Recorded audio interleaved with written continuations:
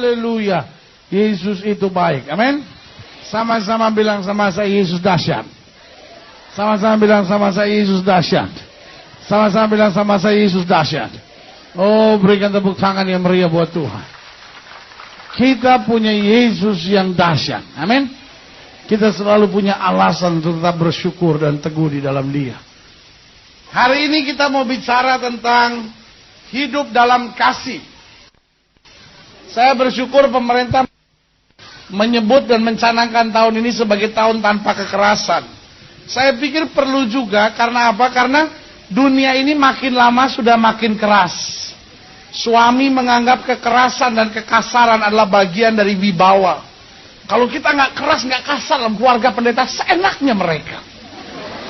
Istri menganggap kekerasan dan kekasaran sebagai bagian untuk melindungi dirinya. Kalau kita diam-diam aja pendeta, kita diam-diam aja, lama-lama kita diinjek-injek dalam keluarga pendeta. Orang tua menganggap kekerasan dan kekasaran bagian dari pendidikan dan kedisiplinan.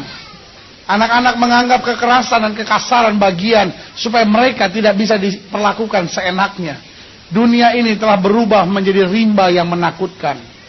Saya khawatir seandainya kita bisa mengerti bahasa binatang, seandainya kita bisa mengerti bahasa binatang, mungkin kita dengar seorang anjing menasihatkan kepada anak anjing, kamu jangan seperti manusia, keras sekali mereka.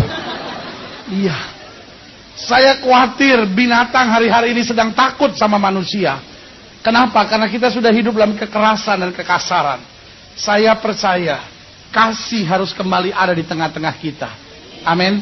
Karena di mana ada kasih kembali ada damai sejahtera. Di mana ada kasih di situ ada ketenangan. Dan saya percaya kasih yang sempurna hanya kita dapat di dalam Kristus Yesus Tuhan dan Raja kita. Amin. Hari ini kita akan terima perjamuan suci. Apa itu perjamuan suci? Perjamuan suci adalah kasih Allah bagi kita. Amin. Bahwa Yesus mengorbankan darahnya, Yesus mengorbankan dirinya sekalipun. Dan waktu kita terima perjamuan suci, yang kita terima sebetulnya adalah kasih. Kasih yang menyembuhkan penyakit kita, kasih yang memulihkan keluarga kita, kasih yang memberikan semangat baru buat kita, kasih yang memberikan kita kepastian bahwa orang yang berharap kepada Tuhan tidak pernah akan dikecewakannya. Berikan tepuk tangan yang meriah. Yohanes 15 ayat 9. Seperti Bapa telah mengasihi aku, demikian juga apa? Aku telah mengasihi kamu. Berarti kasih bukan hanya perintah yang kuberikan kepadamu, tapi kasih adalah teladan yang aku nyatakan kepadamu. Tinggallah di dalam kasihku itu. Jikalau kamu menuruti perintahku, kamu akan apa? Tinggal dalam kasihku. Seperti aku menuruti perintah Bapakku dan tinggal di dalam kasihnya.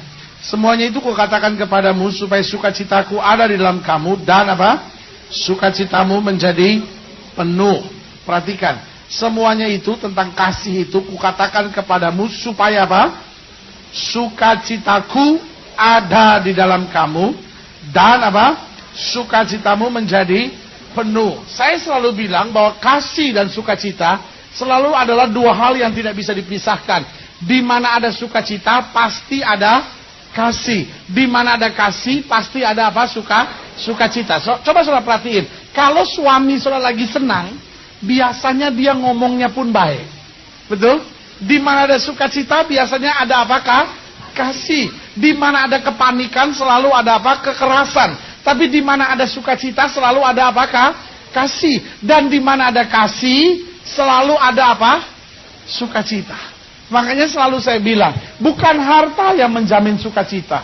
Saudara walaupun tinggal di rumah biasa, kontrakan juga belum bayar, cicilan juga belum lunas, tapi kalau ada kasih, ya kan? Meskipun soal hanya makan nasi, pakai ikan asin dan sawi asin,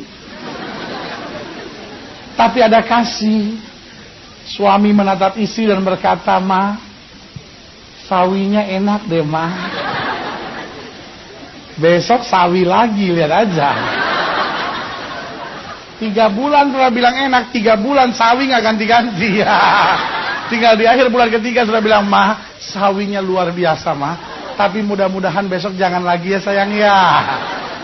Di mana ada kasih pasti ada sukacita. Walaupun saya nggak pernah ajak istri saya makan di luar. Ada istri-istri yang kadang-kadang kebangetan, protes sama suaminya, kita sekali-sekali kayak makan di luar. Terus suaminya down, ya kan saya kekurangan. Jangan begitu Pak. Kalau istri bilang, sekali-sekali kita makan di luar, ayo sayang ambil piring kita makan di depan.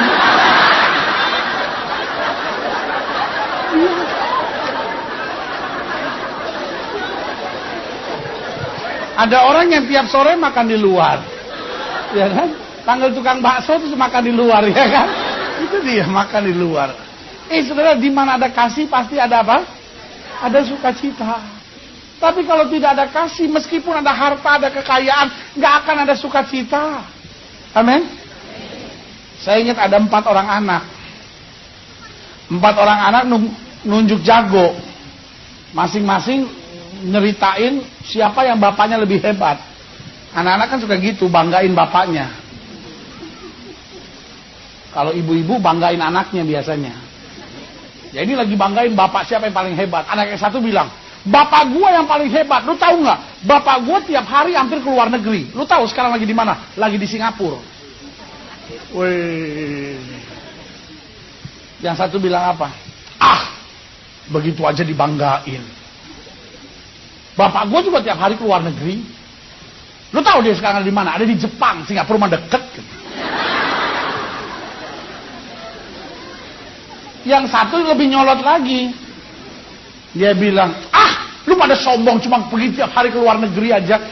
Cuman pergi ke Singapura, cuma pergi ke Jepang, masih Asia juga. Bapak gua hampir tiap hari pergi ke luar negeri. Sekarang lu tahu lagi di mana? Lagi di Amerika, men.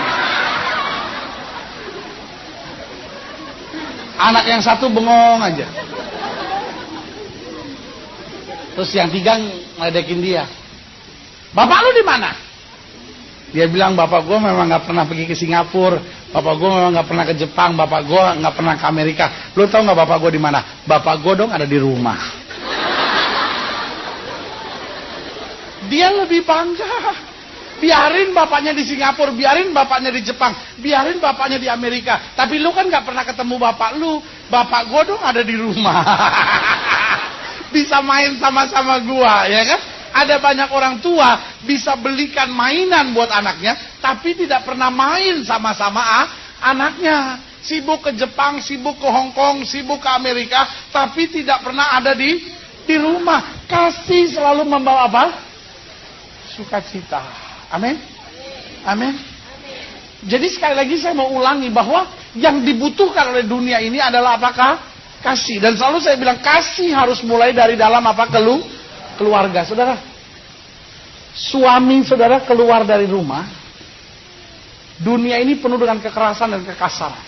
Jangan heran dia pulang stres. Istri saudara keluar dari rumah, dunia penuh dengan kekerasan dan kekasaran. Jangan heran istri saudara pulang stres. Anak saudara keluar dari rumah, berhadapan dengan kekerasan dan kekasaran, pulang sekolah, pulang ke rumah stres. 5 orang stres kumpul di rumah. Jangan heran rumah itu berubah menjadi rumah sakit jiwa. Penuh dengan bentakan, makian, kekecewaan, kekerasan, kekasaran. Tetapi jadikan mulai hari ini rumah kita menara-menara kasih. Amin.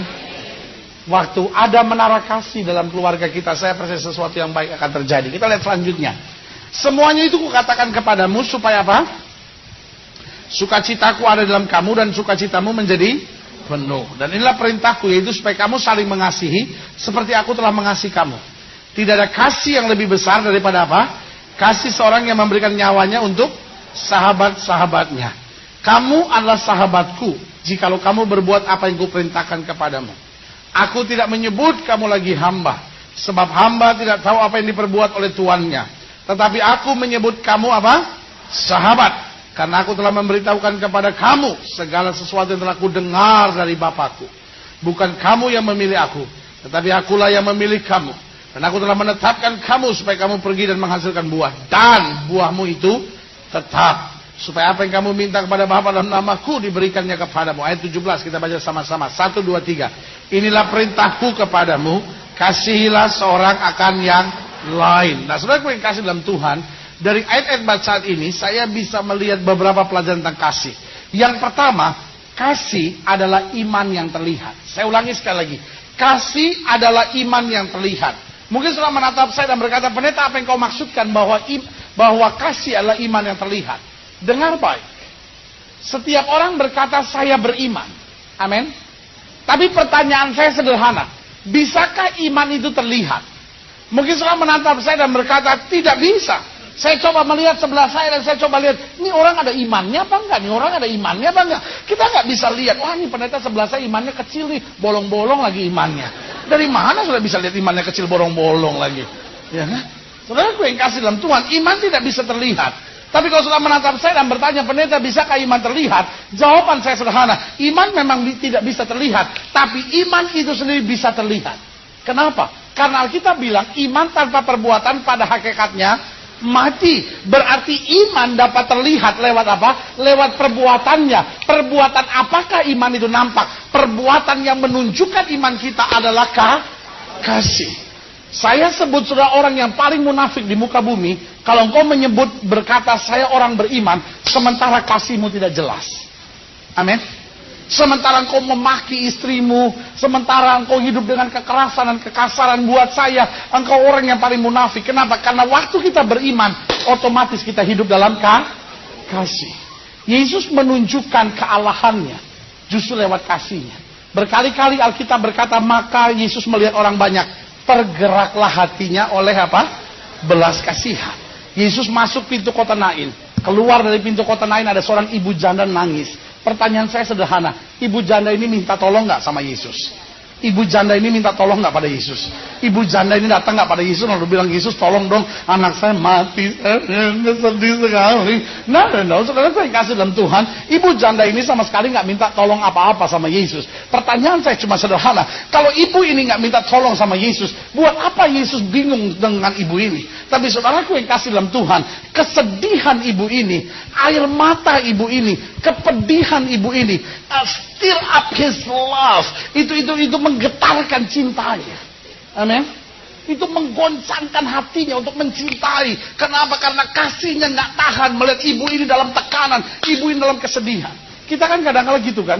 Kalau situasi udah terlalu berat, kadang-kala untuk minta tolong aja kita udah nggak enak. Ya, untuk minta tolong nih sama orang, aduh udah percuma deh. Duh, masalah saya udah terlalu berat deh, mau minta tolong juga sama orang, saya udah malu, pendeta udah malu, masalah saya udah terlalu berat. Ibu janda itu juga ngadapin hal yang sama, dia nangis bukan karena dia nggak tahu siapa Yesus, tapi dia nangis karena dia pikir saya juga nggak tahu apakah Yesus bisa berbuat sesuatu buat saya. Tapi saudaraku yang kasih dalam Tuhan, kasih tergerak melihat ibu ini menangis. Dia nggak tahan lihat ibu ini menangis, makanya dia datang ibu ini, dia berkata, ibu jangan menangis. Kenapa dia bilang ibu jangan menangis? Dengan lain kata dia berkata, ibu tangisanmu menggetarkan hatiku. Saudaraku yang kasih dalam Tuhan, kita kan juga kadang-kadang gitu kan, kalau ngeliat orang udah nangis gitu gimana, kayaknya kita kan juga sedih. Ada orang kebangetan, nonton telenovela sampai nangis segala. Ini cuman film itu bu, film lah hilang. Sambil nonton itu, nonton telenovela dia nangis sendiri. Aduh, Fiorella. Kenapa rupanya sama tuh Fiorella? Nah, saudara yang kasih dalam Tuhan, ini yang saya mau jelaskan buat saudara, bahwa waktu Yesus berkata, ibu jangan menangis, karena hati Yesus sudah tergerak oleh belas kasihan.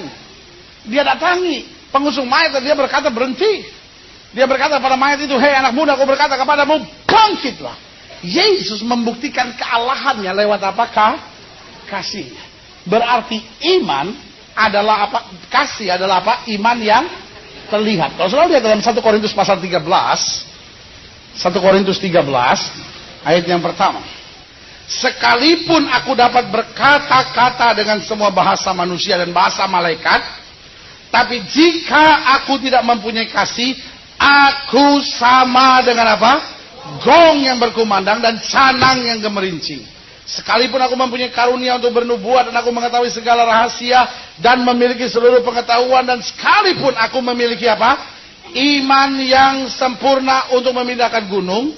Kita baca sama-sama bagian terakhirnya, 1, 2, 3. Tetapi jika aku tidak mempunyai kasih, aku sama sekali apa? Tidak berguna. Amin. Dari sini bisa kita lihat bahwa kasih adalah iman yang terlihat. Artinya walaupun saya punya iman yang sempurna, tapi kalau iman itu tidak bisa terlihat dalam kehidupan kasih saya, maka iman itu hanyalah iman yang kosong. Yang kedua saya pelajari, apa itu kasih? Yang pertama, kasih adalah iman yang terlihat. Yang kedua saya pelajari, kasih adalah ukuran cinta dan kedekatan kita pada Tuhan.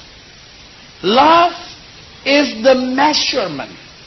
Cinta itu adalah alat pengukur atau ukuran untuk mengukur cinta dan kedekatan kita pada Tuhan. Kalau saya tanya sama saudara, adakah engkau mencintai Tuhan? Mungkin sebagian saudara akan tersinggung sama saya dan bilang, pendeta, kalau kita nggak mencintai Tuhan, nggak mungkin kita panas-panas begini datang kebaktian. Emangnya gereja cuma di sini doang? Emangnya pendeta di muka bumi cuma dia doang? Apaan sih? Kita tuh datang ke sini karena Tuhan. Saudara, saya terus terang kagum lihat bagaimana saudara mencari Tuhan. Buat saya kagum. Karena saudara datang ke sini pasti karena Tuhan. Amin. Kalau nggak karena Tuhan, ngapain sudah panas-panas begini?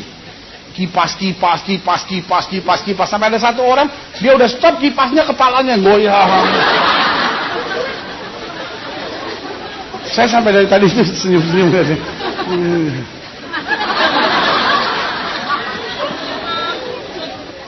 Sarafnya berpindah, saraf tangan pindah ke kepala. Saudara, cuman cinta kepada Tuhan yang bisa menggerakkan saudara datang ke sini. Amin. Iya kan? Orang kalau baru pertama kali saudara ajak dia bingung-bingung sendiri. Gereja lu aneh. Apa nggak bisa dijebolin tuh tembok-tembok? Ya ampun. Gereja lu kebaktian aja sono di lapangan bola tiap minggu. Minta ampun, gereja kok begini? Emangnya cuma apaan? Orang dulu suka bilang gereja kayak pasar malam. Sekarang pasar malam udah sepi. Justru kalau pasar malam ramai kita ribut. Pasar malam seperti gereja. Ya kan? Lihat saudara, gue yang kasih dalam Tuhan. Saya ngerti kalau saudara bilang saya mencintai Tuhan. Saya ngerti. Tapi kalau saya tanya selanjutnya sama saudara, seberapa besar cinta kita pada Tuhan? Mungkin sebagian saudara akan bilang, pokoknya besar deh. Besar banget. Bagaimana kita mengukurnya? Mengukur cinta kita kepada Tuhan, kedekatan kita kepada Tuhan, ukurannya adalah dengar baik, kasih kita. Amin. Iya kan? Hanya orang yang bisa dekat sama Tuhan, hanya orang yang mencintai Tuhan dengan segenap hatinya, yang bisa hidup di dalam kasih. Apa sih kasih itu? Karena saya pelajari, orang tuh kalau mencintai,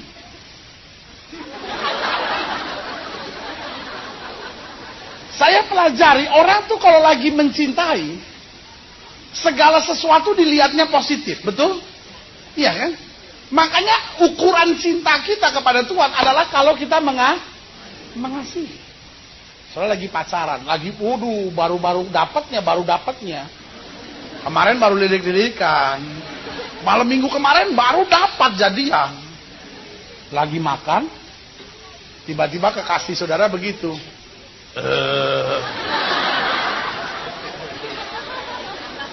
Karena cinta lagi membara, kita bilang apa? Saya senang dengan keterbukaan. Orangnya itu tidak tertutup-tutup gitu, kayaknya enak gitu, terbiasa gitu. Karena lagi cinta. Kawin 12 tahun, lagi makan, tiba-tiba dia gitu.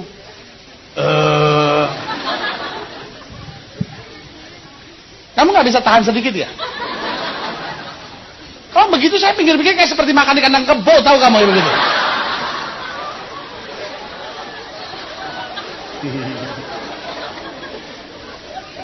Ketika kasih berkurang, maka otomatis kedekatan kita pun bermasalah.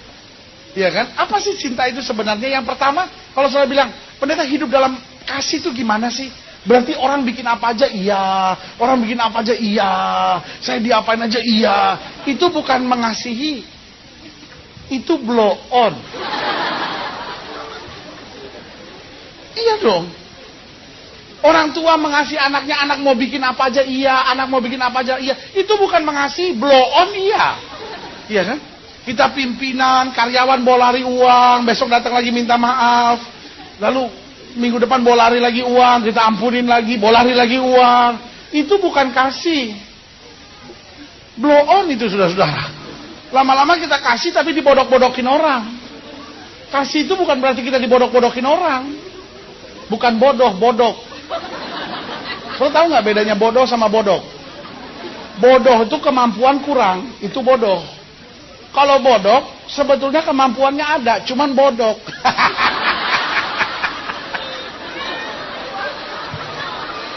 Lihat kiri kanan saudara bilang, lu nggak bodoh kan gitu ya kan? Jangan dong. Jangan karena alasan kasih lalu kita dibodok-bodokin orang. Semua orang minta duit sama kita, iya kan kasih. Kalau nggak memberi katanya nggak mengasihi. Masa anak Tuhan tapi ada roh pelit di dalamnya? Kasih bukan berarti kita bisa dibodok-bodokin orang. Apa sih kasih? Kasih itu berarti menerima orang lain apa adanya, itu kasih. Amin. Kalau saudara bilang saya mencintai istri saya, terima apa adanya. Amin. Jangan bilang sama saya, pendeta saya mencintai suami saya, tapi suami saya itu harus begini. Itu bukan mencintai, tuntutan namanya, saudara-saudara. Iya kan? Kristus mati curahkan darahnya. Hari ini kita terima perjamuan suci. Dia mati terima manusia apa adanya. Dia bilang, mari hai kamu yang letih lesu dan beban berat, aku beri kelegaan kepadamu. Dia nggak bilang beresin dulu masalah kamu di luar, nanti kalau udah selesai baru datang ke sini. Masalah-masalah datang ke sini, ntar ribut melulu lagi di sini. Jadi kasih yang pertama menerima orang lain apa adanya. Pak, terima istrimu apa adanya, Pak. Bu, terima suamimu apa adanya. Menantu, terimalah mertuamu apa adanya. Amin. Dan mertua, terimalah menantumu apa adanya. Amin. Wah, menantu ini.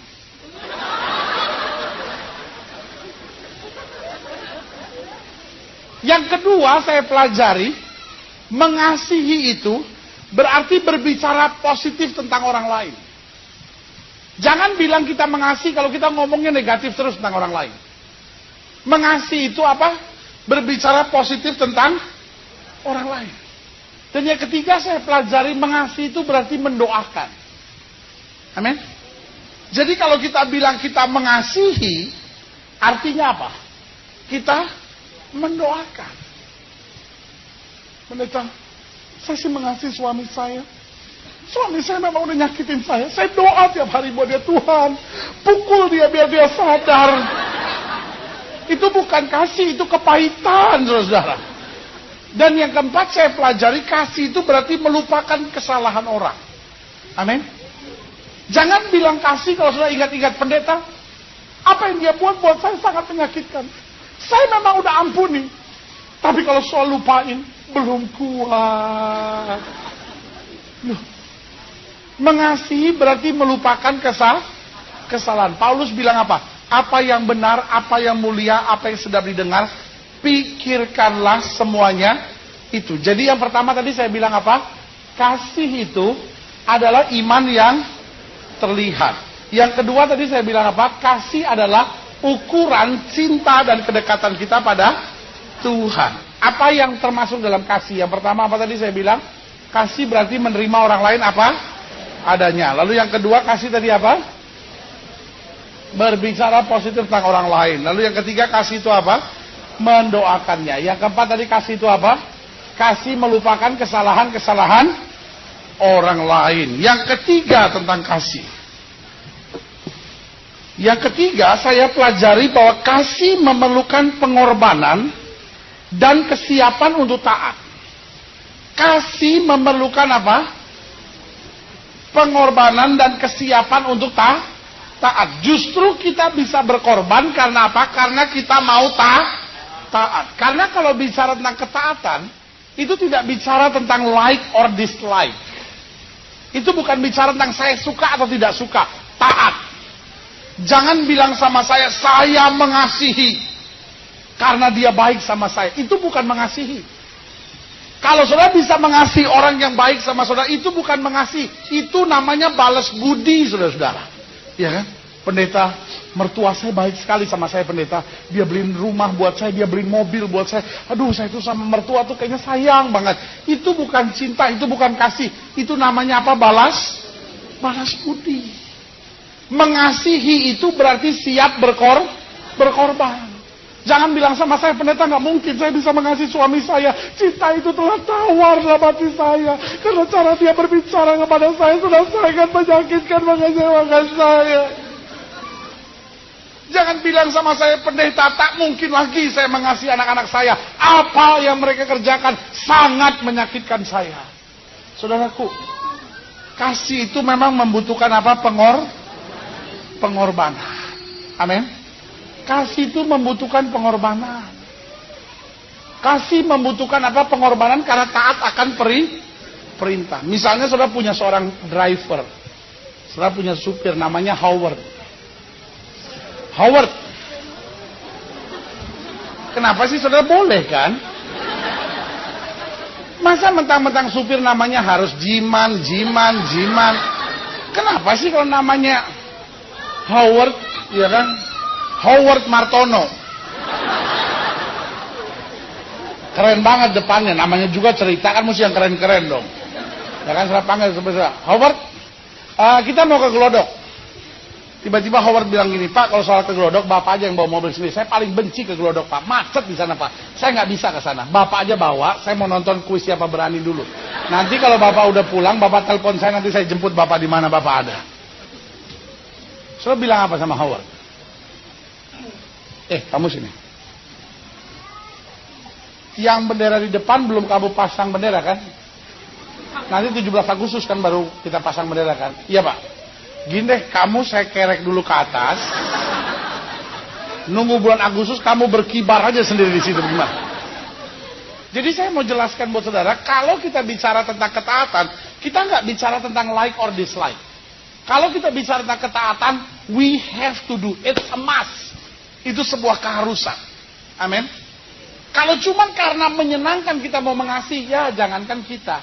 Jangankan orang beriman, Blacky. Tahu kan Blacky? Blacky. Saya punya teman punya anjing. Anjingnya ada banyak, tapi lucu namanya. Yang satu namanya Brandy, satu lagi namanya Whiskey, satu nama lagi Sampanye. Pokoknya ada yang namanya Dry Gin, Mansion. Anjingnya banyak, semua nama-nama itu. Nama-nama minuman keras.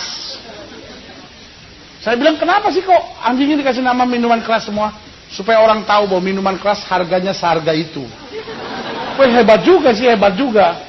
Nah, anjing yang satu yang perempuan lagi hamil, lagi mengandung. Saya bilang sama dia, nanti kalau anak itu lahir, kasih nama cap tikus saja. Habis udah semua cap tikus. Cap tikus aja yang belum itu. Nah, Blacky, ya kan? Kalau setiap kali sudah buat baik sama dia, jangan orang Manado, wah payah itu. Orang Batak tuh masih lebih baik. Soal apa dulu? Soal berhadapan dengan Blacky.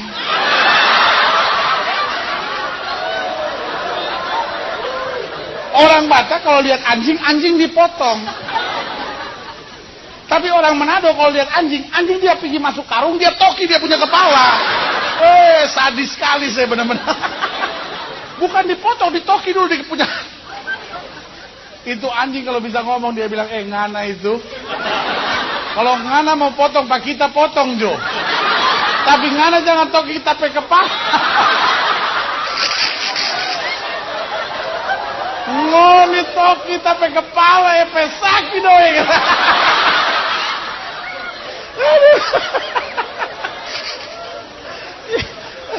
Pantesan aja anjing kalau lihat orang Manado dari jauh, gug. Dia nggak berani dekat. Ya kan, kalau orang Jawa digonggong gitu, wuh gitu kan. Orang Jawa, ampun. Dikejar terus. Orang Manado pasti ngomong gitu kan. Dia bilang, jangan begitu ngana.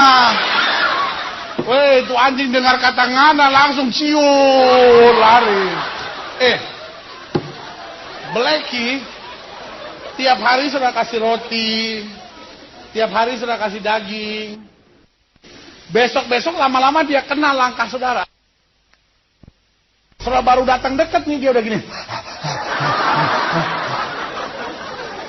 Betul.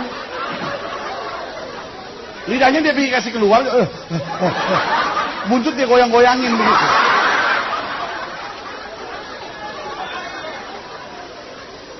Kalau soal kita cuma bisa mengasihi orang yang mengasihi kita, Blacky juga bisa, saudara-saudara. Ya kan? Tapi justru iman itu membutuhkan apa? Pengorbanan. Karena iman kita itu membuat kita bisa mengasihi. Coba saudara lihat 1 Yohanes 3 ayat 16. Demikianlah kita ketahui apa? Kasih Kristus, yaitu bahwa ia telah apa? Menyerahkan nyawanya untuk kita. Jadi dikatakan apa? Kita pun kalau bisa sebaiknya kata ini apa? Wajib. Lihat kiri kanan saya bilang sama dia, wajib loh. Jadi kita pun apa? Wajib menyerahkan nyawa kita untuk apa? Saudara-saudara kita. Barang siapa mempunyai harta duniawi dan melihat saudaranya menderita kekurangan, tetapi kemudian apa? Menutup pintu hatinya terhadap saudaranya itu, bagaimanakah kasih Allah dapat tetap di dalam dirinya? Anak-anakku, marilah kita mengasihi, bukan dengan perkataan atau dengan lidah, tetapi dengan apa? Perbuatan dan dalam apa? Kebenaran. Jadi jelas ya buat kita. Yang pertama, kasih adalah apa? Iman yang terlihat. Yang kedua, kasih adalah apa? Ukuran cinta kita dan kedekatan kita pada Tuhan. Yang ketiga, kasih memerlukan pengorbanan dan kesiapan untuk taat. Yang keempat, yang terakhir, kasih adalah alat kesaksian yang paling efektif. Saya ulangi sekali lagi. Kasih adalah alat kesaksian yang paling efektif. Saudara mungkin menatap saya dan berkata, pendeta, anak saya udah nggak tahu pendeta mesti ngomong apa lagi saya sama dia. Dia dulu waktu kecil ke sekolah minggu pendeta. Tapi sekarang sudah begitu jauh dari Tuhan. Saya udah ngomong sama dia sampai berbusa tentang Tuhan. Tapi dia masih nggak mau bertobat. Sakit hati saya lihat dia. Bu, mungkin dia tidak mau bertobat karena busanya itu.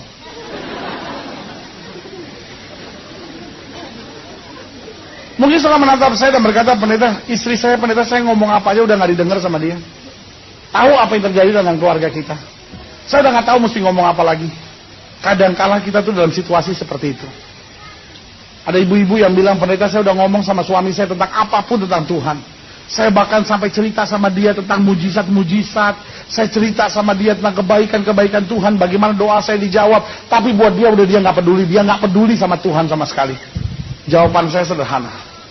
Waktu orang sudah nggak bisa ajak ngomong lagi tentang Tuhan, nyatakan kasih kepadanya dan dia akan berjumpa dengan Tuhan. Amin. Selalu saya bilang, ketika semua pintu sudah tertutup, cara apapun sudah buat sudah tidak lagi bisa berarti, kasih masih bisa cukup buat dia. Amin. Waktu sudah menatap saya dan berkata, pendeta, saya udah nggak tahu anak saya itu mesti saya apain, pendeta. Saya ngomong baik-baik dia ngelunjak, pendeta. Saya ngomong kasar dia lari dari rumah, saya udah nggak tahu mesti buat apa. Pak, tunjukkan kasih. Karena selalu saya bilang, kasih adalah alat kesaksian yang efektif. Amin. Waktu khotbah sudah tidak bisa lagi didengar oleh orang. Waktu pujian sudah tidak bisa lagi diindahkan oleh orang. Waktu nasihat demi nasihat sudah dianggap sepi oleh seseorang. Ingat, kasih masih bisa menyentuh hati seseorang. Amin. Setelah boleh menatap saya dan berkata, pendeta, suami saya kepala batu. Setelah menatap saya dan berkata, pendeta, rumah tangga saya sudah tidak bisa lagi dipertahankan. Saya udah nggak tahu mesti buat apa. Selama engkau tabur kasih, kasih itu akan mengerjakan mujizat. Amin. Saya percaya di mana ada kasih, di situ ada jalan keluar. Di mana ada kasih, di situ ada apa? Jalan. Ada jalan keluar. Di mana ada kasih, di situ pasti ada jalan keluar. Saudaraku yang kasih dalam Tuhan, kadang kala kita coba dengan segala sesuatu. Pendeta, saya udah coba komunikasi sama istri saya, pendeta, untuk cari jalan keluarnya, tapi akhirnya hanya keributan yang ada. Saya coba didik anak saya udah nggak tahu mesti buat apa. Saya hadapi semua, tapi udah semuanya rumit. Sebagai hamba Allah, saya mau ingatkan, ayo mulai. Nyatakan kasih. Nyatakan kasih. Saya bilang sama saya, aduh pendeta, saya nggak tahu apakah masa muda saya bisa berjalan dalam kemenangan. Waktu kau hidup dalam kasih, apa yang kau pikir nggak mungkin, Tuhan mengerjakannya bagimu. Amin. Karena kasih, selalu saya bilang, adalah pintu yang selalu terbuka buat orang-orang yang mengerjakannya. Amin. Itu sebabnya hari ini waktu kita terima perjamuan suci, itu mengingatkan kita tentang kasih, bahwa Yesus curahkan darahnya buat kita. Karena kasih itu dosa kita diampuni. Karena kasih itu kita beroleh kepastian. Karena kasih itu kita beroleh mujizat. Waktu kita tahu kasih begitu penting buat kita, kenapa kita tidak memberikan kasih itu? Sudah cukuplah saudara. Dunia ini penuh dengan kekerasan dan kekasaran. Bangun keluarga kita untuk menjadi menara kasih. Waktu kau hidup dalam kasih, karena selalu saya bilang, kasih itu penyakit menular. Waktu kita hidup dalam kasih, orang lain akan terpengaruh. Dia hidup dalam kasih. Istri mengasihi, suami hidup dalam kasih, orang tua hidup dalam kasih, anak-anak hidup dalam kasih, rumah tangga itu jadi menara kasih, dan kasih memancar bagi orang sekitar saudara, dan kasih itu mengerjakan banyak mujizat dalam hidup saudara. Berikan tepuk tangan yang meriah. Kita bangkit berdiri.